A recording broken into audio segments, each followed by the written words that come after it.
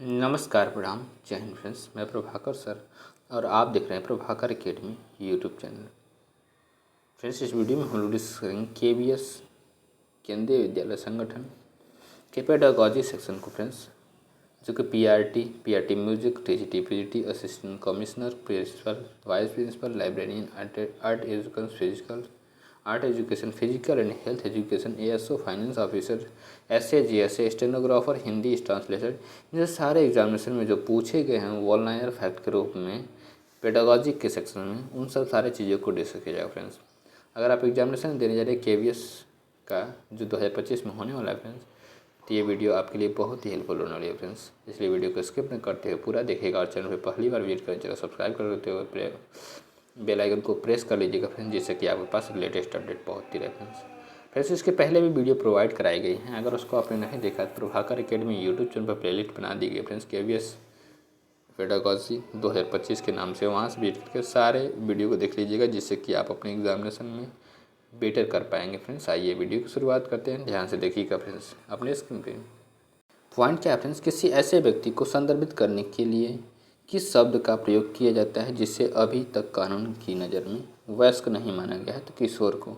किसको? किशोर को वयस्क नहीं माना गया है। नेक्स्ट पॉइंट क्या है फ्रेंड्स, सिद्धांतवादी बेकन के अनुसार किशोरावस्था पूरी तरह से एक डैश है, सामाजिक घटना। क्या है? सामाजिक घटना। नेक्स्ट पॉइंट क्या है फ्रेंड्स, एरिक एरिक्सन के अनुसार किशोरावस्था का मुख्य कार्य डैश का निर्माण करना है, सुसंगत परिचय। क्या है? सुसंगत परिचय। किशोरावस्था के वैज्ञानिक अध्ययन का जनक किसे वर्णित किया जाता है? तो जी स्टेनले हाल को वर्णित किया जाता है। नेक्स्ट बात करते हैं पॉइंट के बारे में।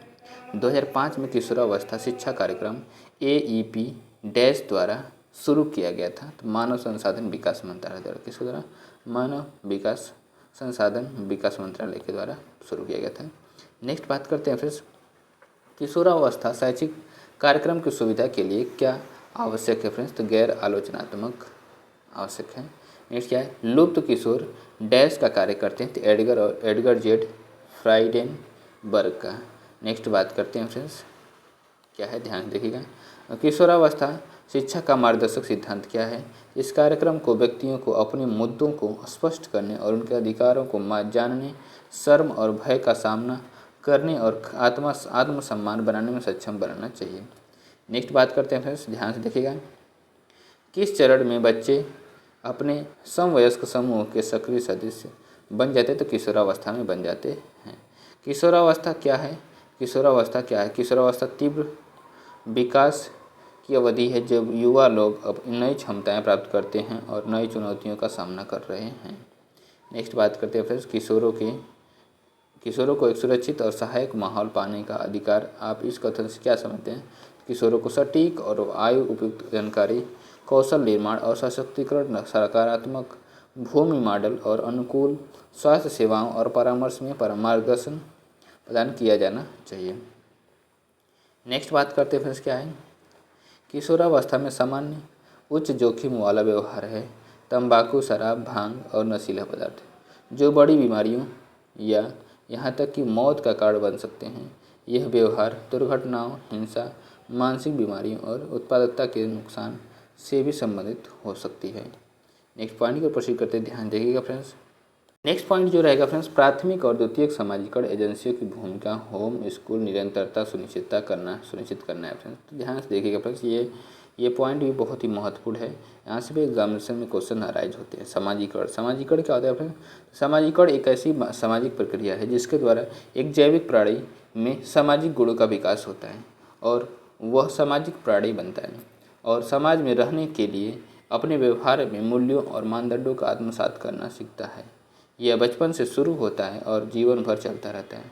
इस प्रक्रिया के द्वारा व्यक्ति समाज और संस्कृति के बीच रह करके विभिन्न साधनों के माध्यम से सामाजिक गुणों को सीखता है, अतः इसे सीखने की प्रक्रिया भी कहते हैं। सामाजिकरण द्वारा संस्कृति, सभ्यता तथा अन्य अनगिनत विशेषताएं पीढ़ी दर पीढ़ी हस्तांतरित होती हैं और जीवित रहती हैं। समाज से बाहर व्यक्ति नहीं, समाज से पृथक वह असहाय है।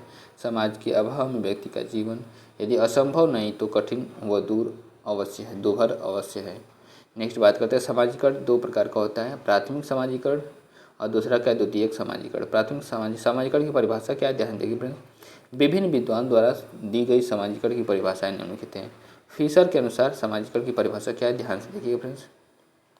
सामाजिकरण वह प्रक्रिया है जिसके फलस्वरूप व्यक्ति सामाजिकरण के व्यवहारों को स्वीकारता है और उसके साथ अनुकूलन करता है। राष्ट्र के अनुसार क्या है, तो सहयोग करने वाले लोगों में अहम की भावना का विकास और उनके साथ काम करने की क्षमता तथा संकल्प को सामाजिकरण कहते हैं। नेक्स्ट बात करते हैं जॉनसन के अनुसार। जॉनसन के अनुसार क्या है, सामाजिकरण एक प्रकार का सीखना है जो सीखने वाले को सामाजिक कार्य करने योग्य बनाता है। न्यू मेयर के अनुसार क्या है, एक व्यक्ति के सामाजिक प्राणी के रूप में परिवर्तित होने की प्रक्रिया का नाम ही सामाजिकरण है। ग्रीन के अनुसार क्या है, सामाजिकरण वह प्रक्रिया है जिसके द्वारा बच्चा सांस्कृतिक विशेषताओं, आत्मसम्मान एवं व्यक्तित्व को प्राप्त करता है। नेक्स्ट बात करते हैं सामाजिकरण की प्रक्रिया के 3 प्रक्रियाएं सम्मिलित हैं, क्या क्या हैं, ध्यान देखिए प्लीज। समाज द्वारा मान्य व्यवहार का विकास करना। प्रत्येक समूह के व्यवहार संबंधी कुछ मानक होते हैं। बच्चे यदि इन्हीं व्यवहार मानकों का अधिगम करते हैं तो उनका व्यवहार समाज द्वारा मान्य होता है। क्या होता है, उनका व्यवहार समाज द्वारा मान्य होता है। समाज द्वारा मान्य व्यवहारों के अनुसार क्रियाएं करना, उदाहरण के लिए विद्यार्थियों, अध्यापकों, माता और पिता आदि सबके लिए कुछ निश्चित कार्य होते हैं। इनको इन्हीं के अनुसार व्यवहार करना होता है। नेक्स्ट पॉइंट क्या है फ्रेंड्स, सामाजिक अभिवृत्तियों का विकास करना। इन अभिवृत्तियों के विकास के कारण ही बालक सामाजिक कार्यक्रम समाज के अन्य व्यक्तियों को पसंद करता है। जब किसी व्यक्ति में उपयुक्त 3 बातें पाई जाती हैं तो वह व्यक्ति अपने सामाजिक जीवन में सफलता प्राप्त करता है। सामाजिकरण की विशेषताएं क्या, ध्यान देखिएगा फ्रेंड्स। सामाजिकरण विकास की विशेषताएं निम्नलिखित हैं। सामाजिकरण सीखने की प्रक्रिया। सामाजिकरण सीखने या सिखाने की प्रक्रिया है। इसके द्वारा व्यक्ति समाज में संस्कृति, आदर्श, मूल्य और परंपरा के अनुरूप व्यवहार करना सीखता है। चलना, बोलना, खाना तथा कपड़ा पहनना, पढ़ना, लिखना आदि क्रियाएं व्यक्ति समाज में सीखता है, किंतु समाज में सभी प्रकार की क्रियाओं को सीखना सामाजिकरण नहीं है। जैसे झूठ बोलना, चोरी करना, शराब पीना, जुआ व सट्टा खेलना आदि आपराधिक प्रवृत्ति को बढ़ावा देने वाली क्रियाओं को सीखना सामाजिकरण नहीं है। नेक्स्ट पॉइंट क्या है, ध्यान देखिएगा फ्रेंड्स। सामाजिकरण एक निरंतर प्रक्रिया है। सामाजिकरण की प्रक्रिया व्यक्ति के जन्म से लेकर के मृत्यु पर्यंत तक चलती रहती है। व्यक्ति जीवन पर्यंत सिखाता रहता है। नेक्स्ट पॉइंट क्या है, सामाजिकरण की प्रक्रिया द्वारा संस्कृति का हस्तांतरण होता है। व्यक्ति अपनी संस्कृति मुख्यतः अपने परिवार से सीखता है तथा अपने बड़े होने पर जो उसने सीखा है परिवार के नए सदस्यों को सिखाता है। इस प्रकार संस्कृति का हस्तांतरण एक पीढ़ी से दूसरी पीढ़ी को जाता है। नेक्स्ट बात करते हैं अनुकरण से प्रभावित। सामाजिकरण की प्रक्रिया में अनुकरण का विशेष महत्व है। बालक अपने परिवार, पड़ोस, खेल के साथियों तथा अनेक दूसरे संगठनों से प्रत्यक्ष व अप्रत्यक्ष दोनों रूपों से दूसरे लोगों के व्यवहारों का अनुकरण करते हैं। इस प्रकार वे बहुत से सामाजिक व्यवहारों एवं गुणों को सीखते हैं जो सामाजिकरण की प्रक्रिया को सरल बना देते हैं। नेक्स्ट पॉइंट क्या है, ध्यान देखिएगा फ्रेंड्स। सामाजिक विकास को प्रभावित करने वाले कारक। स्किनर व हैरीमन के शब्दों में वातावरण और संगठित सामाजिक साधनों के कुछ ऐसे विशेष कारक हैं जिनका बालक के सामाजिक विकास की दशा पर निश्चित और विशिष्ट प्रभाव पड़ता है। वंशानुक्रम क्या है, ध्यान देखिएगा फ्रेंड्स। कुछ मनोवैज्ञानिकों का मत है कि बालक के सामाजिक विकास पर वंशानुक्रम का कुछ सीमा तक प्रभाव पड़ता है। इनकी पुष्टि में क्रो एंड क्रो ने लिखा है, शिशु की पहली मुस्कान या उसका कोई विशिष्ट व्यवहार वंशानुक्रम से उत्पन्न होने वाला हो सकता है। नेक्स्ट बात करते हैं हीनता की भावना। हीनता की भावना क्या है, ध्यान देखिएगा फ्रेंड्स। प्रायः जिन बालकों में हीनता की भावना अधिक मात्रा में पाई जाती है उनमें सामाजिक विकास कम गति से होता है। वे बालक दूसरों से मिलना जुलना पसंद नहीं करते हैं। अपनी हीनता की भावना के कारण उनमें आत्मविश्वास भी कम हो जाता है, जिससे उन्हें अपना सामाजिक दायरा बनाने में कठिनाई होती है। नेक्स्ट पॉइंट क्या है, ध्यान देखिएगा फ्रेंड्स। समूह या टोली। बालक के समूह के साथी अधिक हैं तो सामाजिक विकास तीव्रता से होता है, क्योंकि समूह के बीच ही बालक विभिन्न सामाजिक मूल्यों व सामाजिक स्वरूपों को सीखता है। शारीरिक और मानसिक विकास के बारे में बात करते हैं फ्रेंड्स, तो ध्यान देखिए, स्वस्थ और अधिक मस्तिष्क वाले बालक का समाज विकास अस्वस्थ और कम विकसित मस्तिष्क वाले बालकों की अपेक्षा अधिक होता है। नेक्स्ट बात करते हैं फ्रेंड्स, पारिवारिक वातावरण। परिवार ही वह स्थान है जहाँ सबसे पहले बालकों का समाजीकरण होता है। परिवार के बड़े लोगों का जैसा व्यवहार और आचरण होता है, बालक वैसा ही आचरण और व्यवहार करने का प्रयास करता है। नेक्स्ट बात करते हैं सामाजिक व्यवस्था के बारे में बात करते हैं। सामाजिक व्यवस्था बालक के सामाजिक विकास को एक निश्चित रूप और दिशा प्रदान करती है। समाज के कार्य, आदर्श और प्रतिमान बालक के दृष्टिकोण का निर्माण करते हैं। यही कारण है कि ग्राम और नगर, जनतंत्र और तानाशाही में बालक का सामाजिक विकास विभिन्न प्रकार से होता है। नेक्स्ट पॉइंट का परिचय करते हैं, ध्यान देखिएगा फ्रेंड्स। भाषा विकास क्या है? भाषा विकास एक माध्यम है जिसके द्वारा बालक अपनी बातों, विचारों आदि का आदान प्रदान एक दूसरे से करते हैं। भाषा के उचित प्रयोग से बालक अपना सामाजिक दायरा बढ़ा सकता है। लिंग क्या है फ्रेंड्स? ध्यान देखिए, लिंग के बारे में डिस्कस करते हैं। लिंग क्या होता है? लिंग भेद सामाजिक व्यवहारों में भिन्नता पैदा करते हैं। प्राय लड़कों को प्रारंभ से अधिक स्वतंत्रता मिलने के कारण वे अधिक क्रोधी, झगड़ालू होते हैं, जबकि लड़कियां सहनशील होती हैं। बालिकाओं में बालकों की अपेक्षा सहन शक्ति, सहिष्णुता, सहानुभूति और त्याग की सामाजिक प्रतिक्रियाएं अधिक होती हैं। नेक्स्ट बात करते हैं फ्रेंड्स, प्राथमिक समाजीकरण। प्राथमिक समाजीकरण के बारे में बात करते हैं। प्राथमिक समाजीकरण बचपन के दौरान होता है। यह उस प्रक्रिया को संदर्भित करता है जहां बच्चे को बचपन के वर्षों में परिवार या पड़ोस के माध्यम से सामाजिकृत किया जाता है। यह रेखांकित करता है कि प्राथमिक समाजीकरण की प्रक्रिया में प्रमुख माध्यम परिवार है। प्राथमिक समाजीकरण की बातें करते समय परिवार द्वारा दो विशिष्ट प्रक्रियाएं संचालित की जाती हैं। वह है समाज की संस्कृति की आंतरिकरण, व्यक्ति की संरचना। नेक्स्ट बात करते हैं प्राथमिक समाजीकरण एजेंसी के उदाहरण कौन कौन से, तो ध्यान दीजिए, यहाँ से क्वेश्चन पूछे जाते हैं फ्रेंड्स। परिवार, पड़ोस, समूह, टोली एवं नातेदारी आदि। परिवार को सार्वभौम मानकर समाजीकरण की प्रमुख प्राथमिक एजेंसी माना जाता है, क्योंकि यह बचपन से ही किसी व्यक्ति की बुनियादी ज़रूरतों को पूरा करता है। नेक्स्ट बात करते हैं घर या परिवार एजेंसी। घर या परिवार एजेंसी क्या है? घर परिवार एजेंसी की शीर्ष एजेंसी है। हर बच्चा एक परिवार में पैदा होता है। घर या परिवार पहली सामाजिक एजेंसी है जिसके साथ बच्चा संपर्क में आता है। परिवार के अन्य सदस्यों, माता पिता, भाई बहनों और अन्य लोगों के साथ बातचीत का सब बच्चे की व्यक्तित्व और उसके सामाजिक व्यवहार पर प्रभाव पड़ता है। नेक्स्ट बात करते हैं फ्रायड द्वारा पहली बार। फ्रायड द्वारा पहली बार बच्चे के सामाजिक व्यवहार को आकार देने वाले परिवार, विशेष रूप से माता पिता की भूमिका पर प्रकाश डाला गया है। दर्शनीय माता पिता और बच्चों के बीच उनके व्यवहार संबंधी समानताएं बहुत पहले देखी गई थी, लेकिन कई बार यह माना जाता है कि यह आनुवंशिक के उदाहरण हैं के कारण थे। यह फ्रायड ही थे जिन्होंने पहली बार इस घटना का विश्लेषण किया और दिखाया कि इस घटना के लिए विविधता और जिम्मेदार नहीं हैं। मनोविश्लेषणात्मक सिद्धांत की योगों का उपयोग करते हुए फ्रायड ने बच्चों के व्यक्तित्व और सामाजिक व्यवहार के विकास पर माता पिता के व्यवहार, माता पिता के दृष्टिकोण और बचपन के शुरुआती प्रभावों को स्पष्ट करने का प्रयास किया है। नेक्स्ट पॉइंट क्या फ्रेंड्स? फ्रायड ने कहा क्या है? परिवार लघु रूप में समाज। क्या है? लघु रूप में समाज है। द्वितीयक समाजीकरण के एजेंसी क्या है? ध्यान देखिए फ्रेंड्स। द्वितीयक समाजीकरण तब होता है जब बच्चा ज्ञान प्राप्त करता है, सामाजिक कौशल को वास्तविक समय में उपयोग करता है और परिवार के अलावा अन्य सामाजिक एजेंटों से मूल्य प्राप्त करता है। यह उस प्रक्रिया को संदर्भित करता है जो बाद के वर्षों में विद्यालय और सहकर्मी समूहों जैसे माध्यम से शुरू होता है। परिवार से अधिक पड़ोस, स्कूल और दोस्तों के समूह जैसे समाजीकरण के कुछ अन्य माध्यम बच्चों को समाजीकरण बनाने में भूमिका निभाने लगते हैं।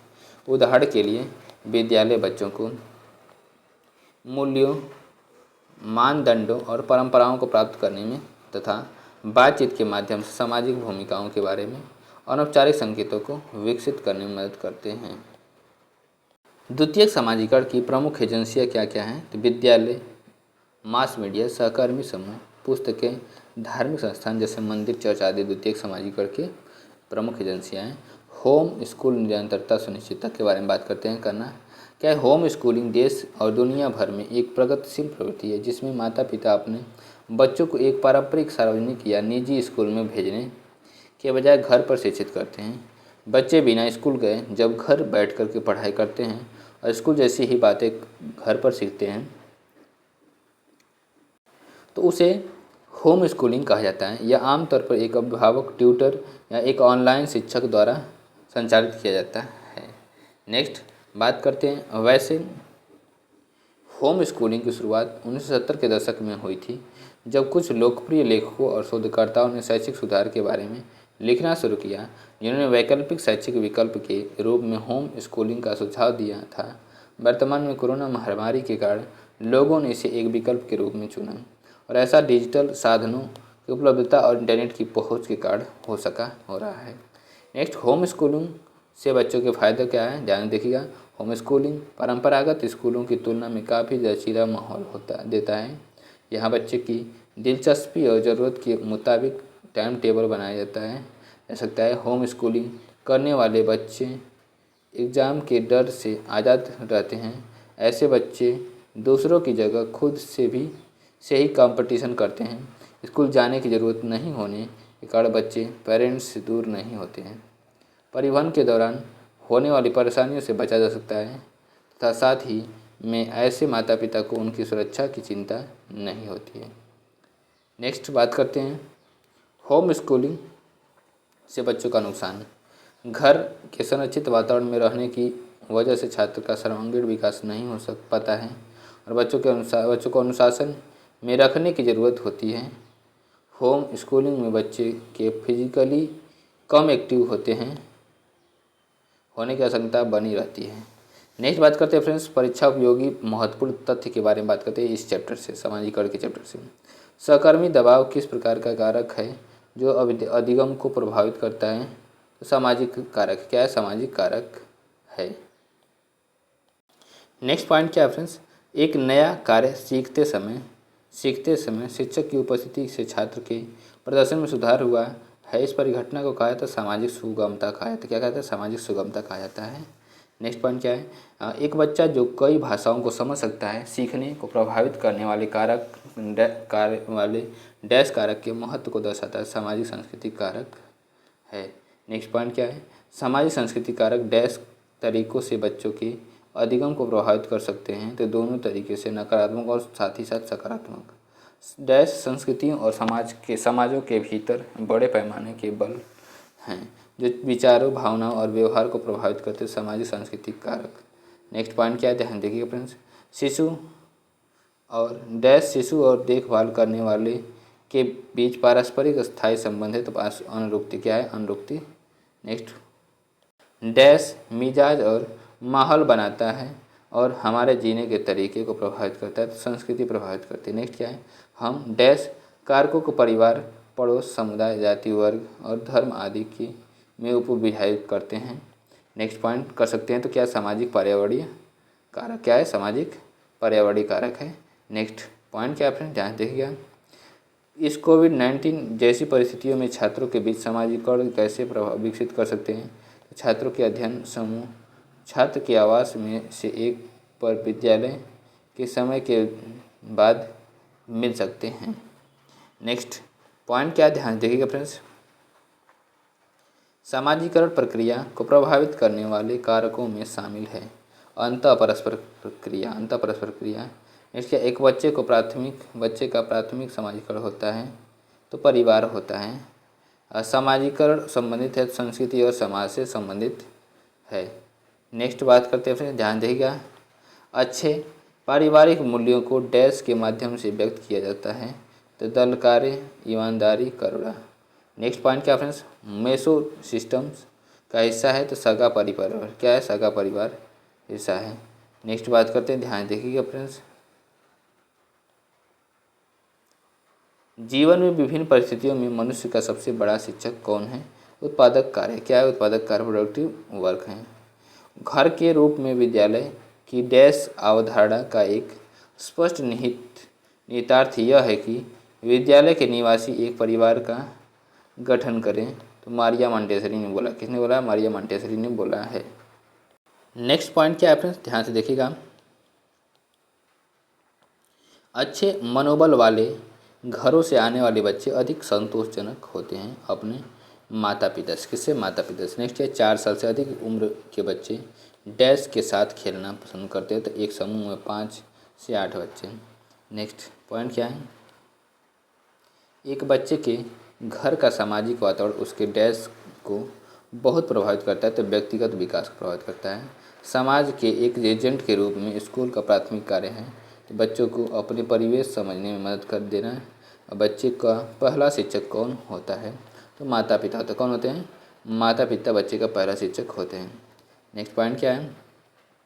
घर विद्यालय संबंधों का मुख्य लक्ष्य है। तो शिक्षकों और अभिभावकों के मध्य बच्चों के बारे में अपनी अच्छी समझ विकसित करना है। नेक्स्ट पॉइंट के ऊपर करते ध्यान देखिएगा फ्रेंड्स।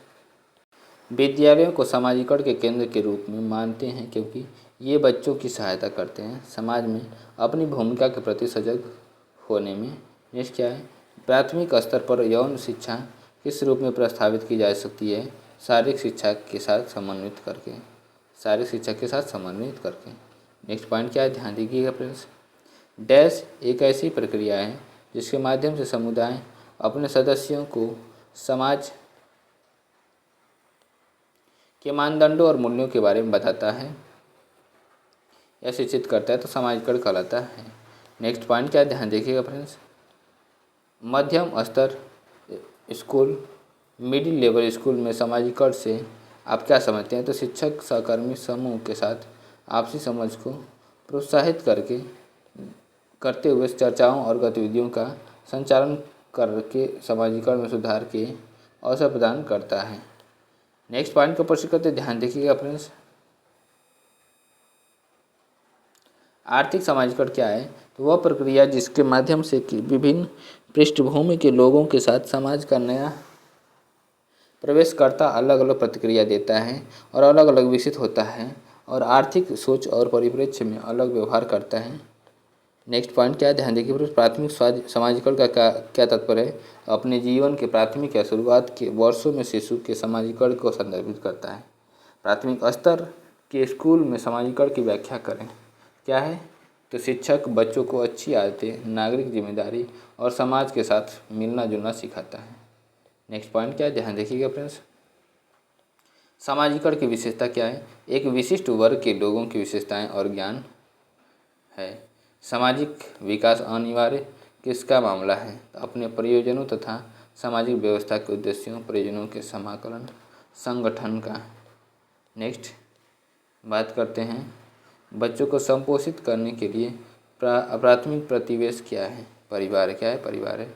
जीन पियाजे ने समाजीकरण के लिए क्या स्पष्टीकरण दिया है? तो उनका मानना था कि मानव विकास दोनों जैविक परिपक्वता और बढ़ते हुए अनुभव का परिणाम है। नेक्स्ट बात करते हैं फ्रेंड्स। एक प्राथमिक विद्यालय में एक विद्यार्थी के रूप में समुचित व्यवहार सीखना डैश है द्वितीयक सामाजिकरण। क्या है? द्वितीयक सामाजिकरण है। नेक्स्ट पॉइंट क्या है फ्रेंड्स? शिक्षण अधिगम को समझना अंडरस्टैंडिंग टीचिंग लर्निंग। क्या है? ध्यान देखिए फ्रेंड्स। सीखने पर सैद्धांतिक दृष्टिकोण, व्यवहारवाद, संरचनात्मकतावाद और रचनावाद उनके निहितार्थ के विशेष संदर्भ है। क्या है? ध्यान से देखिएगा फ्रेंड्स। ये भी बहुत ज़बरदस्त टॉपिक है फ्रेंड्स। अधिगम सीखना का अर्थ या परिभाषा है। सामान्य अर्थ में सीखना व्यवहार में सकारात्मक परिवर्तन को कहा जाता है, परंतु सभी तरह के व्यवहार में हुए परिवर्तन को सीखना नहीं कहा जा सकता है।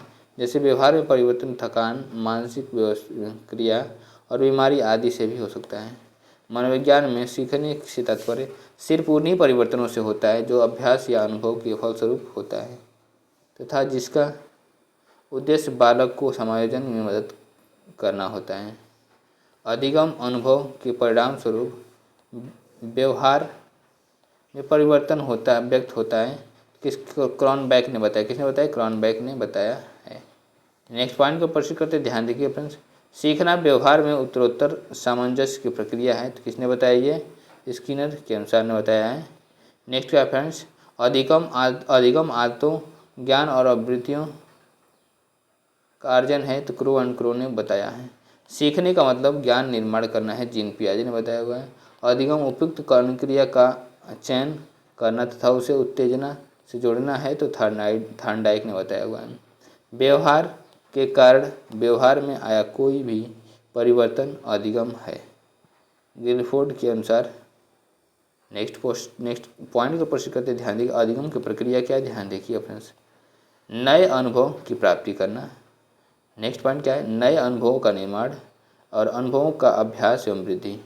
अधिगम की प्रक्रिया चेतन या अचेतन रूप से निश्चित रूप से जीवन में पर्यंत चलती रहती है। कब कब चलती है? जीवन पर्यंत चलती रहती है। अधिगम की प्रक्रिया में प्रेरणा का होना आवश्यक है। अधिगम के द्वारा व्यक्ति में अस्थायी और अस्थायी दोनों ही प्रकार के से परिवर्तन आते हैं। नेक्स्ट क्या है? अधिगम व्यक्ति की सहज स्वाभाविक क्रियाएं हैं, जैसे फल के झपकाना, हाथ खींच लेना आदि। अधिगम सामाजिक और जैविक अनुकूलन या चेतना उद्देश्य से हो सकता है। अधिगम व्यक्ति में सामाजिक या असामाजिक दोनों प्रकार के व्यवहार पैदा हो सकते हैं। अधिगम त्रुटि रहित या त्रुटिपूर्ण हो सकता है। अधिगम प्रक्रिया के 4 चरण हैं। क्या है? 4 चरण हैं। कौन कौन से 4 चरण हैं? तो ध्यान से देखिएगा फ्रेंड्स। आवश्यकता अथवा प्रयोजन, नीड और पर्पज। सेकंड लक्ष्य। थर्ड समायोजन।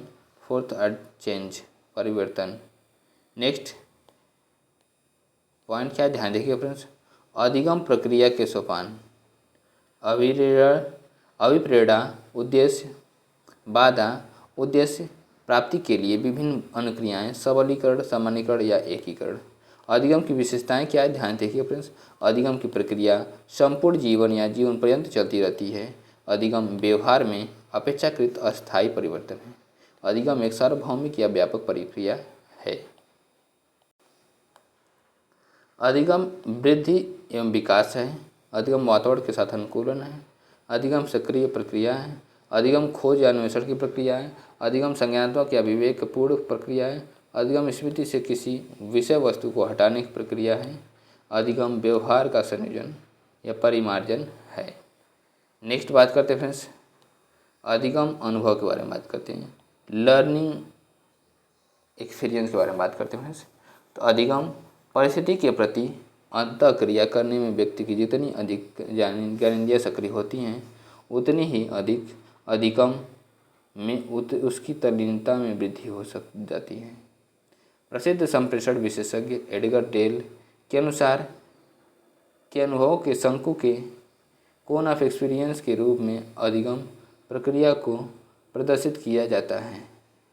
एडगर डेल ने अपने अनुभव शंकु में निम्नलिखित 12 प्रकार के अनुभव का वर्णन किया है। नेक्स्ट पॉइंट क्या फ्रेंड्स? देखिए ध्यान से, ये एडगर डेल का ये शंकु है। मौखिक अधिग्रहण, दृश्य अधिग्रहण, उसके बाद फिर क्या है?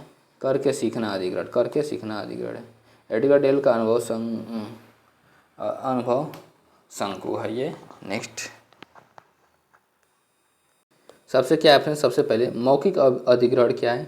शब्द प्रतीक, दृश्य प्रतीक, स्थिर चित्र, ये सब क्या है? मौखिक अधिग्रहण। दृश्यिक अधिग्रहण क्या है? दृश्य स्थिर चित्र है। रेडियो प्रसारण, चलचित्र, प्रदर्शनी वस्तु क्या है? दृश्यिक अधिग्रहण है। उसका क्षेत्र भ्रमण हो गया, प्रदर्शन हो गया, दृश्यिक अधिग्रहण में आ जाएगा। अब हम बात करके सीखने वाली बात करते हैं। तो नाट्य अनुभव, प्राकल्पित अनुभव, प्रत्यक्ष प्रयोजनशील अनुभव, ये सब क्या करके सीखने वाला अनुभव है। एडगर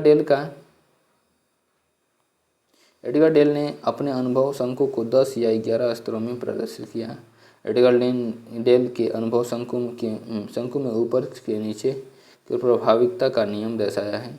एडगर डेल ने अधिगम शंकु को ऊपर से नीचे की ओर देखें तो पाएंगे कि नीचे की ओर अधिगम बढ़ता जाता है, क्योंकि वहाँ पर अधिक ज्ञानेंद्रियों का प्रयोग होता है। निम्नलिखित न्यूनतम स्थिति पर पढ़ना, सुनना, देखना और कार्य करना सभी पक्षों का उपयोग होता है। इसलिए इसमें अधिगम प्रभावकारिता 90% होता है फ्रेंड्स वीडियो को हम यहीं पे एंड करते हैं। वीडियो को देखने के लिए बहुत बहुत धन्यवाद।